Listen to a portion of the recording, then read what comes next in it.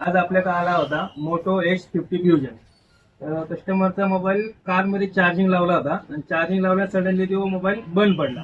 तर हे सर्व्हिस सेंटरला गेले होते. सर्व्हिस सेंटरने इन्क्वायरी केली तर तिथं त्यांना सरळ मोबाईलचा मदरबोर्ड चेंज करायला सांगितला.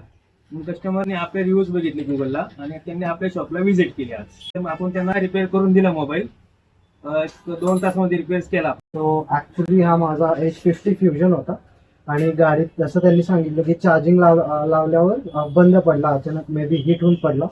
तर मी सर्व्हिस सेंटरला गेलो तर ते म्हणले की ऍक्च्युली या मोबाईलला प्रॉब्लेम आहेच तो, आणि ते म्हणले मदरबोर्डच चेंज करावं लागेल आणि माझा वॉरंटीमध्ये सुद्धा नव्हता.